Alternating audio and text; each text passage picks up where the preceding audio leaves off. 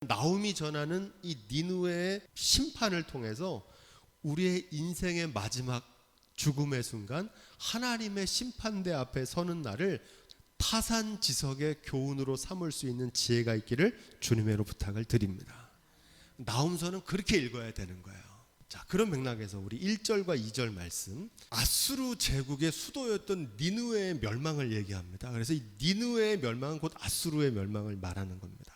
니느웨는 누구에게 멸망했느냐? 역사적으로 보면 메대와 바벨론의 연합군들이 이 아수르를 멸망시킵니다. 파괴하는 자가 너에게 올 거다 할 때 이 파괴하는 자는 누구를 얘기하느냐? 메대와 바벨론의 연합군을 가리킵니다. 이 바벨론은 하나님의 막대기, 도구일 뿐입니다. 하나님께서 사람 막대기와 인생 채찍으로 징계하시겠다 그러잖아요. 그래서 이 막대기를 두려워하면 안 되고 그 막대기를 주관하고 계시는 하나님을 두려워해야 될 줄로 믿습니다. 너는 산성을 지키며 내 힘을 크게 굳게 할지어다, 이렇게 말합니다. 이 말은 무슨 얘기냐면 파괴하는 군대가 찾아오니까 산성을 쌓고 힘을 굳게 해서 잘 대비해봐라, 이런 말 같은데 사실은 풍자적으로 말하는 겁니다. 감당할 수 있으면 감당해 보라는 거예요. 감당할 수 없을 거라는 얘기입니다. 죽음이 찾아오면 죽음을 대비할 수 있습니까? 없습니까? 없어요. 속수무책이죠. 산성을 쌓고 내 힘을 크게 굳게 아수르가 아무리 막으려고 해도 이 메대와 바벨론의 군대를 막을 수 없을 거라는 겁니다. 왜 그렇습니까? 이 메대와 바벨론의 군대는 하나님의 막대기, 심판의 도구이기 때문에 아수르가 피할 수도 막을 수도 없다는 겁니다. 야곱의 영광을 회복하시되 이러는데 이 아수르의 멸망은 이스라엘의 구원이 된다. 우리가 지난 시간에 배웠습니다. 심판의 양면성 배웠죠. 여기 보니까 약탈자들이 그들이 포도나무 가지를 멸망시킨 것처럼 너희가 멸망을 당할 거다, 이렇게 말합니다. 이 아수르는 어떤 나라냐면 어떻게 대제국이 됐냐면 약소국들을 쳐들어가 가지고 약탈해 가지고 큰 나라를 이루었습니다. 그래서 약탈자는 누구를 말하느냐? 아수르를 말합니다. 약탈자가 포도나무 가지, 이스라엘을 나라를 멸망시켰는데 너희가 약탈했던 것처럼 하나님께서 바벨론을 들어서 너희를 약탈하실 거라는 겁니다. 이걸 뭐라고 그러냐? 하나님께서 행한 대로 보응하시겠다는 겁니다. 그래서 나훔서는 우리가 처음 배운 대로 하나님은 보복하시는 하나님이다, 이렇게 앞에서 우리가 배웠잖아요. 이 보복이 무슨 말이냐? 행한 대로 그대로 갚아주시겠다는 겁니다. 심판날 하나님께서 우리를 심판하는 기준은 어떤 기준으로 심판하시느냐? 행한 대로 보응하십니다. 누구에게 행한 대로 보응하시냐? 이웃에게, 타인에게 행한 대로 보응하십니다. 마태복음 25장에서 우리가 배웠죠? 지극히 작은 자에게 한 것이 곧 나에게 한 것이다.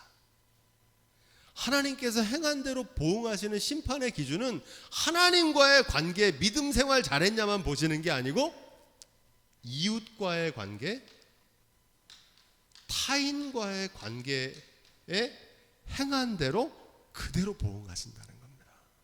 3절로 4절 말씀입니다. 바벨론의 군대가 쳐들어와 가지고 그 아수르를 멸망시키는 그 장면을 기록하고 있습니다. 그런데 그 군대가 어떤 옷을 입었냐고 그러니까 붉은 방패와 붉은 갑옷을 입었다, 이렇게 말하는데 여기서 이 붉은 갑옷이라는 건 피가 붉은색이잖아요. 그래서 붉은 갑옷을 입으면 정말 빨간색 갑옷을 맞춰 입었다는 의미가 아니라 이미 많은 피를 흘리고 사람들을 살상하고 와가지고 온 방패와 갑옷이 다 붉게 변한 겁니다. 파괴하는 자들의 군대의 공포와 위용을 붉은 방패와 붉은 갑옷으로 묘사하고 있습니다. 그들이 항우를 벌이는 날, 이 항우를 벌인다는 건 큰 군대가 전투를 벌일 때 전투 대응을 갖춰가지고 전면 공격을 시작하는 것을 항우를 벌인다 그러거든요. 노송나무 창을 가졌고 병거를 타고 있다, 이렇게 말합니다. 이 노송나무 창이라고 하는 건, 노송은 소나무입니다. 그래서 창들이, 긴 장창이 예전에는 강력한 무기였는데 그 창들이 막 있어가지고 소나무 그 잎사귀처럼 온 산을 덮은 거예요. 창들로 그만큼 많은 보병의 군대가 찾아올 거라는 겁니다. 그리고 병거는 거리에 미치게 달리며 그러는데 고대에 있어서 가장 강력한 무기는 말이 끄는 전차입니다. 전차 부대. 요즘으로 말하면 탱크 같은 건데 그 모양이 횃불 같고 빠르기가 번개 같도다 이렇게 말합니다.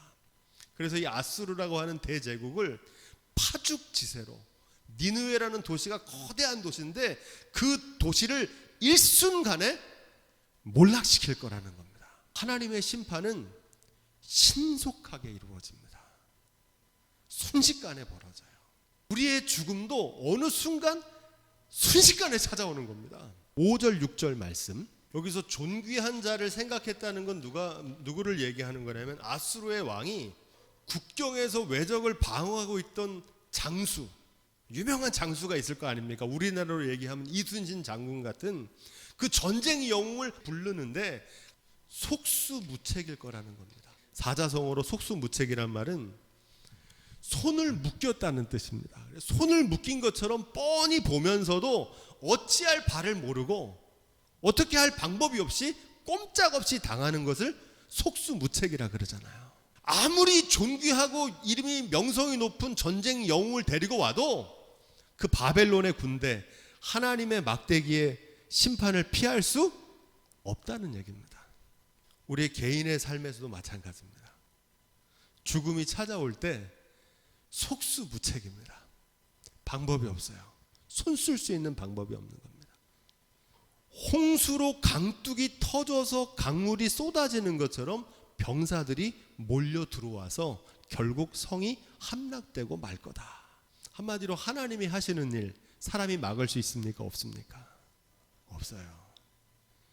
이 코로나19의 재난도 하나님께서 세상을 조율하시고 하나님께서 세상을 주관하시는 하나님께서 이것을 허락하셨다면 사람이 이거 막을 도리가 있겠습니까? 없겠습니까? 없어요. 하나님의 은총을 구하며 하나님 앞에서 우리의 자신을 성찰하고 회개하는 길 외에는 다른 방법이 없어요. 모든 문명은 강을 중심으로 발전했는데 이 고대의 아수르 니느웨는 이 티그리스 강 유역에 위치한 성읍입니다. 거기서 이 강을 통해서 번성했는데 칼로 흥한 자는 칼로 망하고 물로 흥한 자는 물로 망하게 됩니다. 우리의 개인의 인생도 마찬가지입니다. 우리의 인생이 끝나는 날 내가 의지하던 것들과 함께 무너져 내립니다. 한 나라의 멸망은 개인의 삶 속에는 죽음의 순간입니다. 피할 수도 없고 막을 수도 없어요. 세상에 믿었던 모든 것이 무너져 내리는 그 순간이 이렇게 올 거라는 겁니다. 7절과 8절. 여기서 이 정명대로라고 하는 단어는 니느웨가 하나님이 정하신 바대로 멸망했다는 얘기입니다.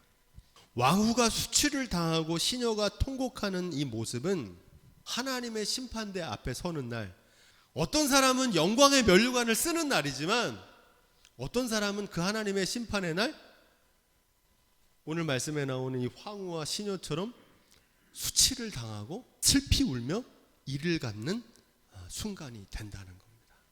어떤 사람은 매를 많이 맞을 거고 어떤 사람은 상급을 많이 받을 거라는 겁니다. 이 하나님의 심판대 앞에 서는 날이 그렇게 멀지 않아요. 많은 사람들이 이 날이 안 올 것처럼 생각하거든요. 지금 이 말씀은 누구한테 하는 거냐면 나훔이 이스라엘 백성들 들으라고 하는 얘기입니다. 니느웨 저 멸망하는 모습을 봐라. 저게 곧 너희의 모습이라는 겁니다. 이 니느웨의 모습을 보면서 우리는 뭘 생각해야 되면 나의 마지막 날도 이런 날이 오겠구나. 니느웨는 예로부터 물이 모인 곳 같더니 이렇게 말합니다. 그런데 밀물처럼 몰려 들어왔던 그 수많은 사람들이 나라가 멸망하게 되니까 어떻게 됩니까? 썰물처럼 사라지는 모습을 은유적으로 말하고 있습니다. 사람의 인기와 평판이 이와 같습니다. 사람들이 막 좋다고 그러고 명예를 얻고 인기를 얻고 뭐가 잘 되면 주위에 사람들이 막 몰려들잖아요. 그죠? 그런데 어려워지고 힘들어지면 사람들이 언제 그랬냐니 다 떠나가 버립니다. 인생을 마치는 그날에 우리도 동일한 운명에 처하게 된다는 사실입니다. 그날을 준비하면서 오늘을 살아가야 된다는 겁니다. 여기서 천년만년 살 것처럼 그날이 안 올 것처럼 살면 안 된다는 얘기를 나훔이 전하고 있는 겁니다. 9절 10절 말씀, 그 저축한 것이 무한하고 아름다운 기구가 풍부함이라 이렇게 말합니다. 이 대제국 아수르가 큰 나라니까 그 쌓은 부요와 영광이 얼마나 대단하겠습니까? 니느웨 성읍에 있었던 금은 보화, 부귀 영화, 쌓아둔 보물 창고가 결국은 어떻게 된다는 겁니까? 바벨론 군대가 쳐들어와 가지고 다 약탈해가는 그 약탈물이 될 거란 얘기입니다. 저축한 것이 무한하대요. 참 부럽잖아요. 무한하게 저축한 거예요. 이 부자처럼 쌓아둘 곡식 창고가 없어갖고 창고를 더 늘려야겠다 할 정도로 부유했던 겁니다. 그런데 하나님께서 그에게 뭐라고 말씀하십니까? 우리는 그 인생을 부러워하는데, 그래서 많은 사람들이 이렇게 되기를 바라잖아요. 아수르처럼 되기를 바라고 니느웨 같이 잘 살길 바라는 게 인생의 소망을 두고 거기에 삽니다. 그런데 하나님께서 뭐라고 말씀하십니까? 그 부자에게 어리석은 자여 이렇게 얘기합니다. 어리석은 삶을 사는 거예요. 오늘 밤 내 영혼을 데리고 가면 네가 지금 쌓아놓은 그것이 누구께 되겠느냐? 누구께 된다는 얘기입니까? 이 아수르 사람들한테? 바벨론 군인들이 다 가져갈게 된다는 겁니다. 자기를 위하여 재물을 쌓아두고 하나님께 대하여 부요치 못한 자가 이와 같다는 겁니다. 있을 때 잘 선용하세요. 있을 때, 내 손에 있을 때 맡겨둔 것 잘 선용하며 사는 게 지혜입니다. 니느웨가 결국은 공허하고 황무하였도다 이렇게 말합니다. 이것은 니느웨뿐만 아니라 모든 나라들, 모든 인생들의 마지막 모습이 이와 같이 공허하고 허무하게 됩니다. 예외가 없습니다. 그 무릎이 서로 부딪히며 모든 허리가 아프게 되며 모든 낯이, 얼굴이거든요, 빛을 잃도다. 외모와 건강 영원할 수 있습니까? 없습니까? 없어요. 때가 이르면요 다 무릎이 떨리고요 모든 허리가 아프대요. 11절 12절 그런 맥락에서 이 아수르를 사자에 비유합니다. 이 사자는 아수르를 정복했던 바벨론 제국의 상징이기도 합니다. 백수의 왕 사자는 동물의 제왕이지만 한낱 짐승에 불과합니다. 짐승. 야수. 아수르를 사자에 비유하냐면 아수르는 대제국입니다. 제국주의라고 그러는데 이 대제국을 이루는 원칙이 있는데 그 원칙이 약육강식입니다. 강한 자가 약한 것을 잡아먹는 일명 정글의 법칙. 그래서 이 아수르 대제국이 사자 같다는 겁니다. 제국주의는 한낱 야수 같은 삶의 방식이라는 겁니다.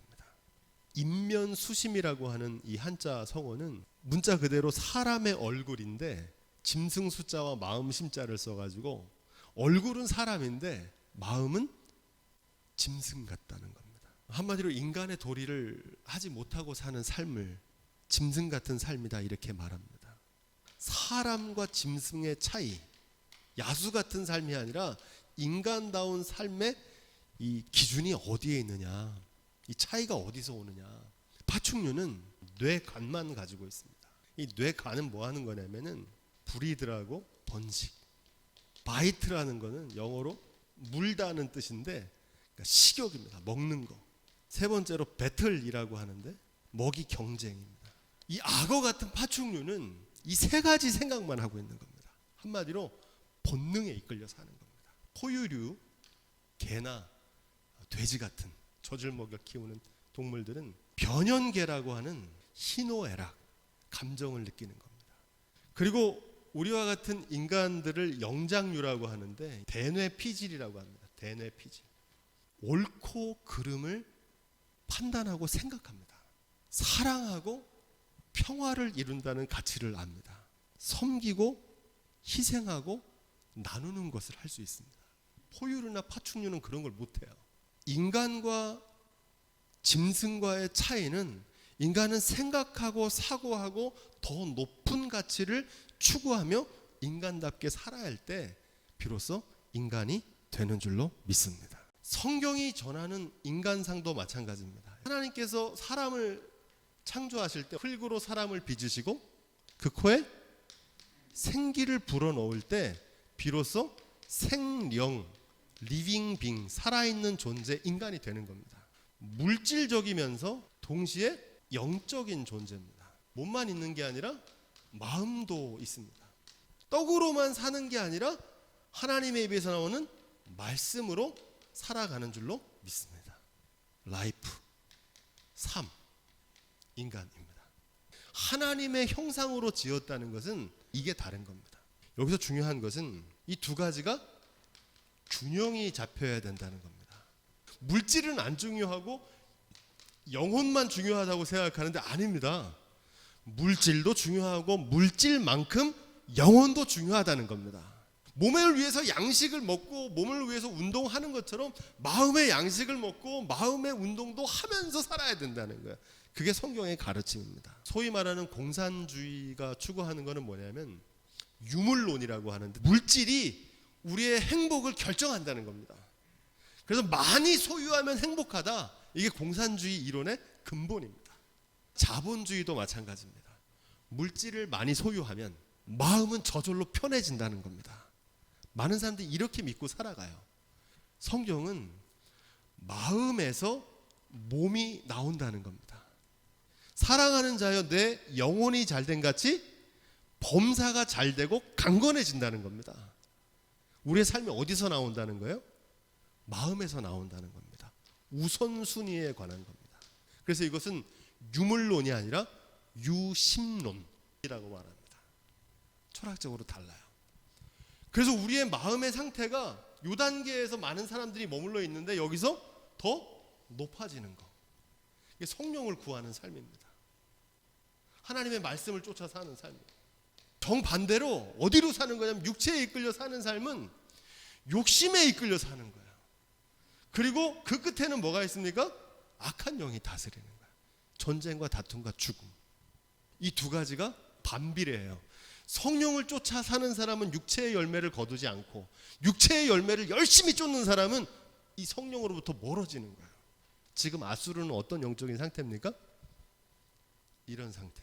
욕심에 이끌려서 본능을 쫓는 짐승 같은 삶에서 성령에 이끌려 말씀을 쫓는 하나님의 자녀로 사는 삶의 변화. 이걸 뭐라 그런다고요? 그걸 거듭남이라고 그러는 겁니다. 하나님의 아들 되신 예수 그리스도 인자가 오신 목적이 우리를 이런 삶의 방식에서 거듭나게 하기 위해 오신 줄로 믿습니다. 이게 구원입니다. 마지막 13절입니다. 만군의 여호와의 말씀에 내가 너의 대적이 되어 이렇게 말합니다. 메시지 성경에 뭐라고 되어 있냐면 아수르야 나는 너의 원수다. 만군의 하나님이 말씀하신다. 내가 너의 전차들을 불태울 것이다. 잿더미로 만들 것이다. 사자의 나라가 이제 송장들로 뒤덮이리라. 너의 전쟁 사업은 끝났다. 내가 할 일은 더 이상 없다. 전쟁을 자랑할 일도 더 이상 없고 승리를 선포할 일도 더 이상 없다. 너의 전쟁 사업은 이제 끝났다. 영원히. 이런 말씀입니다. 니느웨의 별명은 강도의 도시라고 불립니다. 왜냐하면 앞에도 말했던 것처럼 이 니느웨는 제국주의라는 전략을 이용해 가지고 약소국들을 식민지로 만들면서 영토를 확장해 나갔던 나라입니다. 이 전쟁 사업이 이제는 다 끝났다는 겁니다. 다른 나라를 수탈하고 정복해서 부강해지던 일들이 이제 끝났다는 겁니다. 공룡처럼 거대한 대제국들이 멸망하는 이유가 있습니다. 영토를 자꾸 확장하고 넓히고 식민지를 넓혀가면 끊임없이 넓혀질 것 같은데 내부적으로는 부패하고 반란도 일어나고 타락해서 대제국들이 무너집니다. 그래서 역사의 이슬로 사라지고 맙니다. 니느웨는 아수르 제국인데 역사 속에서 아시리아라 그랬죠. 아수르를 멸망시켰던 바벨론 제국도 멸망합니다. 바사 제국에 의해서 멸망합니다. 헬라 알렉산더 대왕에 의한 헬라 제국으로 의해서 멸망합니다. 로마 제국에 의해서 멸망합니다. 세계의 모든 대제국이 멸망했다는 겁니다. 진시황의 통일제국 진나라인데 어떻게 됐습니까? 멸망했잖아요. 몽골이 이루었던 대제국, 칭기스칸이 이루었던 대제국이 있잖아요. 그 원나라 어떻게 됐습니까? 없어졌어요. 역사의 이슬 속에 사라지는 거예요. 니느웨뿐만 아니라 모든 나라와 모든 열방의 민족들이 다 멸망했다는 겁니다. 이와 마찬가지로 우리 개인의 인생도 제 아무리 화려하고 대단한 인생도 영원한 인생이 있습니까? 없습니까? 아무리 위대한 인생도 끝나는 날이 있고 죽을 수밖에 없는 존재란 사실을 이 나훔이 증거하고 있습니다. 어린 시절에 하던 놀이 가운데 요즘은 안 하는데 흙바닥에서 땅 따먹기라는 거 아시죠? 돌을 이렇게 해가지고 탁 쳐가지고 땅을 막 먹는 거 있잖아요. 땅 따먹기. 땅 따먹기 열심히 하다가 해가 뉘엿뉘엿 질 때 되면은 엄마가 부릅니다. 집에 와서 밥 먹어라, 저녁 먹어라. 그러면 어떻게 해요, 애들이? 다 내팽개치고 집에 밥 먹으러 가야죠. 집으로 돌아가잖아요. 우리의 인생이 그렇습니다. 언젠가 하나님께서 우리를 부르시는 날 이 땅에 있는 걸 다 던져두고 집으로 가야 돼. 본향으로. 모든 나라, 모든 인생이 언젠간 이 땅의 모든 것을 두고 떠나는 삶이라는 겁니다. 땅 따먹기만 너무 열중하지 마시고 언젠가 아버지 품으로 돌아갈 그 본향에 합당한 삶을 준비하며 살아갈 수 있는 지혜가 있기를 주님으로 부탁을 드립니다. 나오면 그 얘기를 하는 거예요. 내가 너의 대적이 되겠다 할 때 이 하나님이 니느웨의 대적이 되시겠다고 하는데 하나님은 누구를 대적하시느냐? 교만한 자를 대적하십니다. 베드로전서 5장 5절은 이렇게 기록합니다. 하나님이 교만한 자를 대적하시되. 누구를 대적하세요? 교만한 사람을 대적한다. 교만해지는 거는 하나님을 대적하는 길입니다. 아수르가 왜 망했냐면은 교만해서 망한 겁니다. 모든 교만한 거는 하나님을 대적하는 행위라는 걸 여러분 꼭 기억하셔야 됩니다. 잠언서 16장 18절은 이렇게 기록되어 있습니다. 교만은 패망의 선봉이요 망하는 지름길이라는 겁니다. 교만하면 무조건 망해요. 거만한 마음은 넘어짐의 앞잡이라는 겁니다. 그러니까 교만하면 그 다음은 뭐라는 겁니까? 넘어지는 것만 남았다는 거예요. 왜? 하나님이 그렇게 하신다는 거예요. 그러니까 하나님이 하시는 일은 겸손한 자에게는 은혜를 베푸시고 교만한 자가 나타나면 어떻게 하시는 게 하나님의 일입니까? 그를 낮추시는 게 하나님의 일이에요. 교만은 필패입니다. 반드시 져요. 망합니다. 왜? 하나님이 대적하는 거기 때문에. 아수르의 니느웨는 교만을 상징하는데 물질을 과신하는 교만입니다. 돈이면 못할 게 없다. 이게 교만입니다. 자기가 쌓아놓은 부동산을 과신하는 거예요. 지나치게 믿는 거예요. 그게 교만입니다. 사람을 과신하는 교만. 머리수. 조그만 벌레들도 때로 몰리면은 힘이 있잖아요. 사람이 좀 많으면은 뭐 대단한 줄 알아요. 자기 자신을 의지하는 교만이 있습니다. 이걸 오만이라고 그러거든요. 오만. 자기를 믿는 거, 과신하는 거예요. 내 건강, 내 힘, 내 지혜, 내 경험, 내 판단. 지금 이 코로나 재난은 우리가 배운 대로 하나님께서 세상을 조율하시는 거잖아요. 모든 땅의 높은 것을 어떻게 하시겠다는 겁니까? 낮추시겠다는 거예요. 지금 그걸 하고 계시는 거거든요. 인간의 오만을 꺾어 놓는 거예요. 바벨탑을 쌓아가지고 과학, 만능, 물질, 만능의 세상으로 하늘 끝까지 닿으려고 인간이 못할 일이 없다. 그거를 꺾어 놓으시는 거거든요. 무엇보다 신앙의 교만을 조심해야 됩니다. 누가복음 16장 13절에 나오는 세리와 바리새인의 기도에서 예수님 뭐라고 말씀하십니까? 내가 너희에게 이르노니 이 사람이 저보다 자신의 죄를 겸손하게 자백했던 그 세리가 스스로 의롭다고 여겼던 바리새인보다 하나님 앞에서 의롭다 하심을 받고 집으로 내려갔다는 겁니다. 무릇 자기를 높이는 자는 낮아지고 자기를 낮추는 자는 높아지리라. 하나님 앞에서 자기를 높이는 자는 낮아질 것이고 하나님 앞에서 자기를 낮추는 자는 하나님께서 높여주실 것이다. 독실한 건 뭐냐면 나 자신에게 철저한 걸 말합니다. 독선적인 건 뭐냐면 내 신앙의 기준을 다른 사람에게 철저하게 적용하는 겁니다. 신앙생활은 독선적인 게 아니라 독실한 신앙이 돼야 됩니다. 하나님 앞에서 나 자신을 날마다 반듯하게 세워나가는 성찰하는 게 신앙이지, 신앙은 다른 사람을 함부로 정죄하고 판단하는 오만이 아니라는 겁니다. 언제나 겸손으로 주님과 동행할 수 있는 비결은 오늘 말씀에 나홈이 얘기합니다. 날마다 죽을 수밖에 없는 존재임을 자각할 때 날마다 겸손할 수 있습니다. 나홈은 그렇게 살라는 거예요. 그 지혜가 저와 여러분 가운데도 있기를 주님의 이름으로 축원드립니다.